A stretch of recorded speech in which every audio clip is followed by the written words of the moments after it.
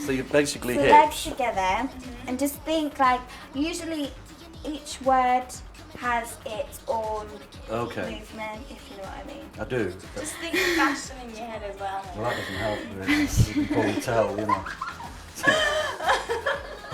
That just makes me want to go back to bed and go to sleep. Okay, so you go hips, lips, fashion. And why is that fashion? Because it's like a fashion pose. You came basically through the Xenomania audition sort of process, didn't you? Yeah. They came. Yeah. They come out into the country looking for people. Yeah. And they found you. They wanted to make it so they didn't have hundreds and thousands of girls come in to the audition. So they secretly called themselves something else. Can't remember what it was. Select something music, which it wasn't at all. We didn't realise it was actually Xenomania until we got down to their house, Brian's house in Kent, and like that's when we realised that, oh my God, this is actually like the real deal. Oh, I see. So you went down there to their headquarters. Yeah. Right. And at what point did it become apparent that it was going to be Xenomania? And did you know about Xenomania? It was like as soon as we got to the studio really, and we got a tour around it and seen like all the discs on the wall, and we were like, oh okay. But no, we'd never heard of Xenomania before because they're quite secret in what they do, aren't they? Yeah. Obviously we knew all the Girls Aloud song they'd done, but we just didn't know it was them. And then the arms from here go behind your head, and then you just pop it. Oh, Christ. Pop your leg. Is it a kind of training thing? Is it a serious? I mean, Well, because not only do you have the Xenomania side, then your management became 19, which is another sort of dream pop factory, isn't it? Yeah, well I guess we had like 2 years to train really. Obviously we were training about music, training like writing music with photo shoots. We had like a few little photo shoots for testers, like makeup tryouts, dance lessons. We had the whole shebang. Okay. Yeah. So it's like a developing thing, you know, like you've got to kind of like crawl before you walk, and that's what it's like for us, and I'm sure it's like that for lots of artists. You can't just... And is there a series of meetings about this? I mean, is there any stage along the way that you feel that you yourselves are sort of being pushed into an area that you wouldn't want to go naturally? Or is it very much a collaborative process? I think sometimes you've got to kind of like just get out there and try new things, definitely, but there's never a point where we think, God, I really don't like what I'm wearing and I don't feel comfortable. This is our rich life and the famous.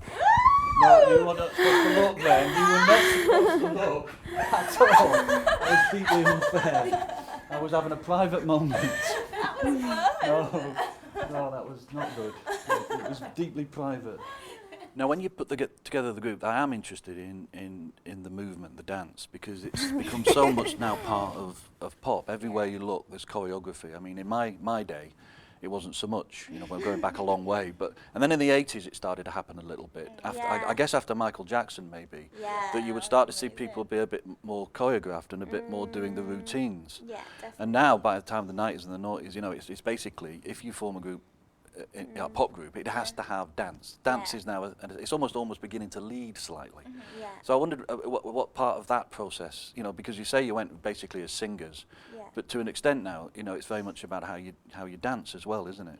So how has that developed? Well, luckily we could move. Like some people like can't even move, but luckily we'd had we've been to dance lessons when we were younger. You know, when we'd go out to clubs and dance. But we've worked with like a range of choreographers and found our moves, like finding that fit us. So what are you looking for? How do you work with a choreographer? What's the desire? What are you looking for? Yeah, we've got to kind of get on. Like we like to get on with the people we work with. So as long as we get on with them, we can, and we feel comfortable. So if there's something that our choreographer does, for instance, and we're like, oh, no I really don't like that. Or it's too we difficult. can say it. Whereas if you've got someone who's your choreographer and you can't even speak to them, then there's no point. So we kind of like, you've got to use someone that you trust. Definitely. And who has movement and dancing in pop has inspired you? Who do you look at and when you see them move and you think, God, I really want to be like that? Well, I mean, Michael Jackson definitely an inspiration. I think Destiny's Child. Beyonce moves like amazing. Like, all the women, like you look at women strong really. women. Oh, 5,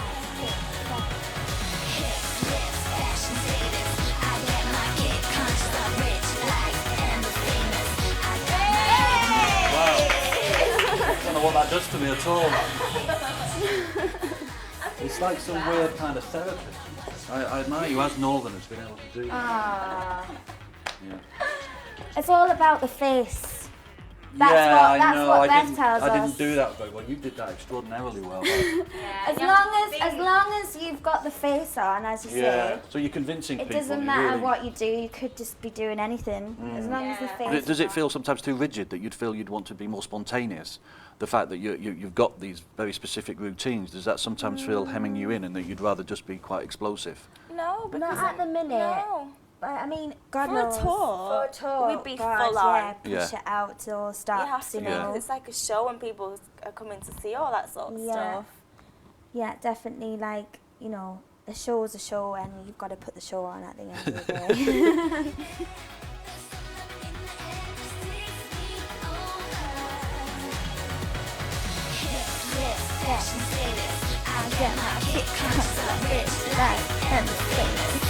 No.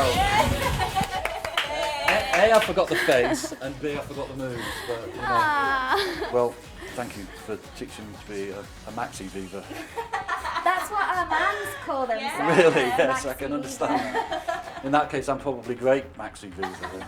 But thanks anyway, thank you. No problem. You're welcome. Thank you. Thanks very much indeed. Well done. Sorry for that.